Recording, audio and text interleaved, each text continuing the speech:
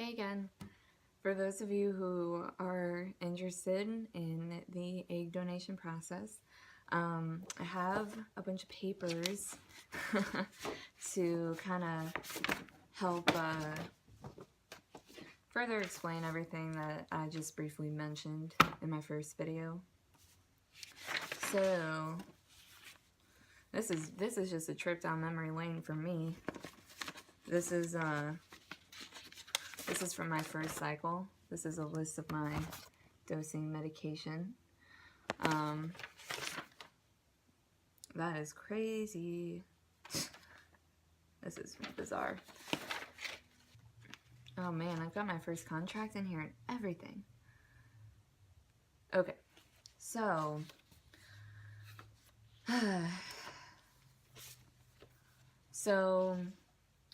after I was matched and I went out to Pasadena for my first screening appointment, and most of, at least with my company, the mileage and the food costs are reimbursed. It's not included in your overall compensation. It's like, I guess, on top of. But basically none of this should come out of pocket. The food and mileage being reimbursed, that's going to be pretty common with most companies. I wouldn't work with anyone who didn't do that personally.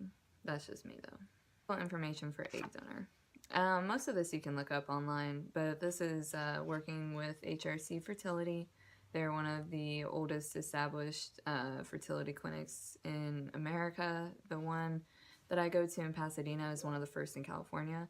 They're crazy busy, but they know what they're doing. They're super experienced, and I think they have top-notch staff. And this is just from an egg donor standpoint. I know a lot of people, I mean, I can't imagine what it'd be like to be an intended parent and like have, you know, my potential child's life depending on them, but I have the utmost faith in them in everything they do. Same goes for GS moms. No, I have nothing bad to say about either of these organizations. And when I went up for testing in Pasadena the very first time, I got a pap smear. There were some cervical cultures for mycoplasma and uroplasma. There's a blood type and screen for FSH, estradiol, and then genetic testing like cystic fibrosis, SMA, Fragile X, as well as infectious diseases such as hepatitis B, hepatitis C, HIV 1 and 2, HTLV 1 and 2, RPR, and then gonorrhea cultures and chlamydia cultures.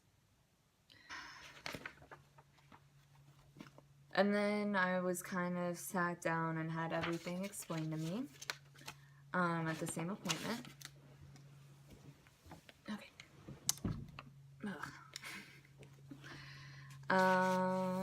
They gave me a pretty little picture that I'll now share with you.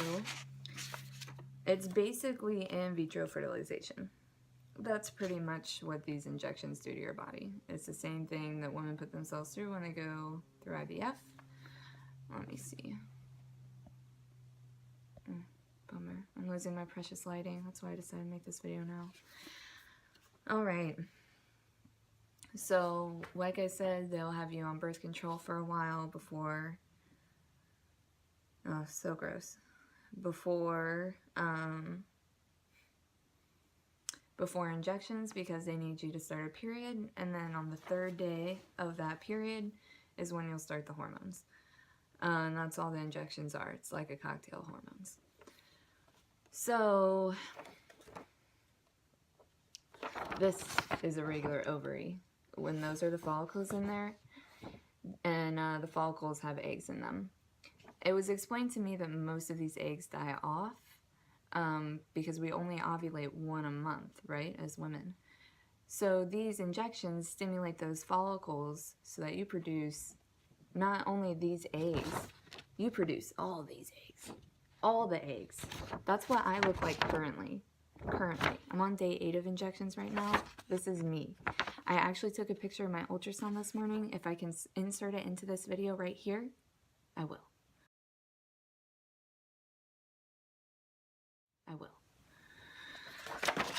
So they stimulate the follicles to hold and keep all these eggs so that they're not just getting one. My doctor says his ideal number is 15. He says that that's his favorite number of eggs because they're usually very viable. They're not stressed out. It's a pretty good chance that they will fertilize into embryos when matched with the intended father's sperm. I am a high producing donor. From my first cycle, they got 27 eggs. From my last cycle, after they even lowered my dose, they got 28 eggs. This cycle, they had me back on that same high dose they had me the first time, so I'm a little scared to find out how many eggs they're going to get on Saturday, but I'll be sure to let you know. So the retrieval process is just like the vaginal ultrasound I mentioned in my last video, except that this vaginal ultrasound is going to have a needle at the end of it to pierce the vaginal wall to extract the eggs from the ovaries. Your body is somewhat prepared for this because 36 hours prior to that, you've taken a Lupron trigger shot. Lupron and HCG, the medications I have are Novarel and Leuprolide, and that is preparing your body for ovulation for the most part and continue on its natural female cycle post-retrieval. So this is the other lovely picture I wanted to share, which is that ultrasound in the vagina with the needle at the end of it extracting the eggs. You were sedated for this. I promise you they give you really good drugs. You're completely out. It's a 20-minute procedure. And recovery for most women is fairly easy. You just have to treat your body right. You have to eat well. And you just can't stress yourself out physically. But I'm gonna do a video about recovery when I am actually in recovery. So in a couple days. So that's how the whole process was explained to me when I went in for that screening appointment after they took 6 vials of my blood and I peed for them. That's what we talked about after that. And then she showed me how to do the injections. I'm gonna do an injection video tonight. But I initially started off with the 2 for 5 days, and then they had me on, actually here is my treatment chart from my last cycle. On Monday, April 18th, this was the 3rd day of my period. I started on 200 units of the Gonal F Ready Ject pen and 1 vial of Menopur, and I did that for 7 days. I did that for 7 days, 200 units. On the 22nd, on April 22nd, I also started the Cetrotide, which is what keeps you from ovulating until you take that trigger shot that I mentioned. So for 5 days, on the 5th day, I started the Cetrotide, and then I was on that for 4 more days. And then they reduced me, on the 8th and 9th day, they reduced me to 150 units of the Gonal F Ready Ject pen because I was in a lot of pain and my ovaries were very swollen. So, and that did wonders for me. I'm a sensitive girl. Most donors bloat the week of injections. I do not bloat. I experience a lot of physical discomfort. I already get Mittelschmerz, which is a German medical term for painful ovulation. And I've gotten that since I started getting my period pretty much. And which is great. So I knew that this was going to be a lot of fun for me. And when I start the injections, I could feel it after, I think, the 2nd day. Any muscle movements hurt, like in my stomach, flexing my stomach at all, laughing, peeing, pooping, it hurt. Especially when I got to the 4th and 5th day, I was in a lot of pain. Even walking hurt, sitting down too hard.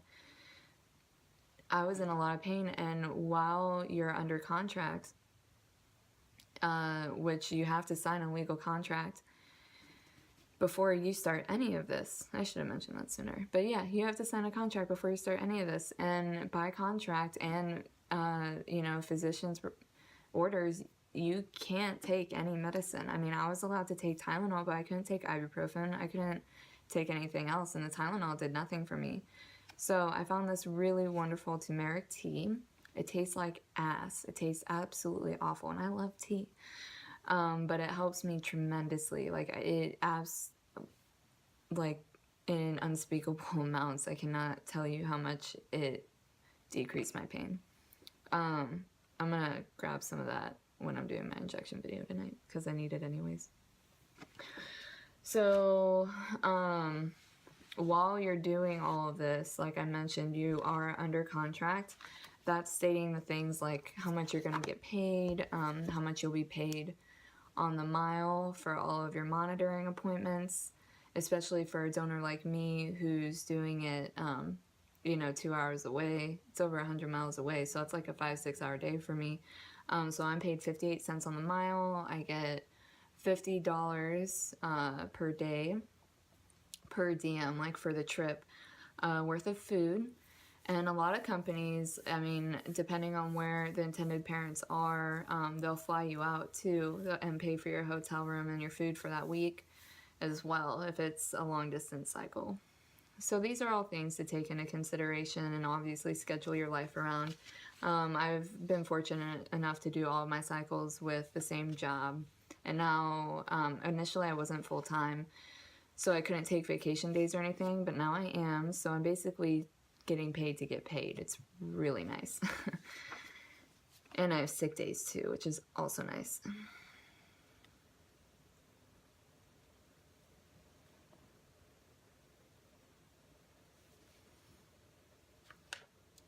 So the contract outlines not only the egg donor's rights, but also the intended parent's rights. As an egg donor, you have to waive all rights to any child born of your DNA, which isn't an easy decision, but it's something you have to go in. You have to go into this with the mindset of, and with that understanding that you're not going to be deemed the natural mother. You're not going to have any parental rights. You're not, no contact. Most places do anonymous donations nowadays, and that's something you have to be very prepared for.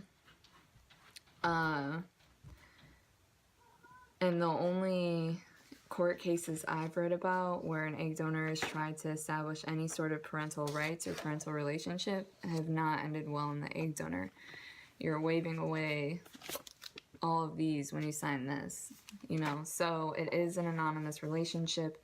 The child does have the option to know you once they're 18 years old. They can know who you are, and then at that point it's up to you if they reach out. It's up to you if you respond to not or not. You're not under any obligation. But for the most part, I've gone into this with the idea that I will never meet these children.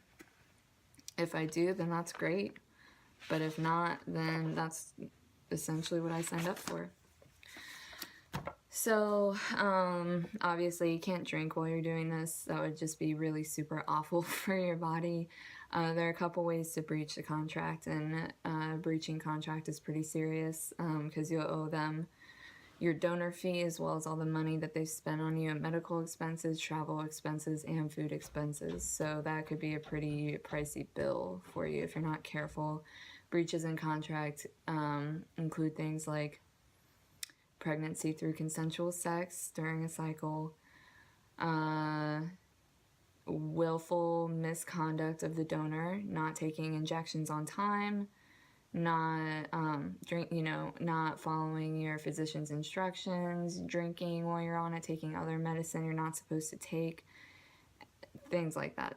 So you have to be careful, needless to say. But it's not rocket science either. Just don't be stupid. So that's just an overview of my understanding of egg donation 3 cycles in. I'm gonna do an injection video later tonight, since this is most likely my last night of injections. Thank you, Jesus. And then I will be doing a recovery video and whatever else I feel like is pertinent to this, I guess, after that. But I'm losing my precious lighting, which is the whole reason I wanted to do the video then. So, and stupid TV just turned off.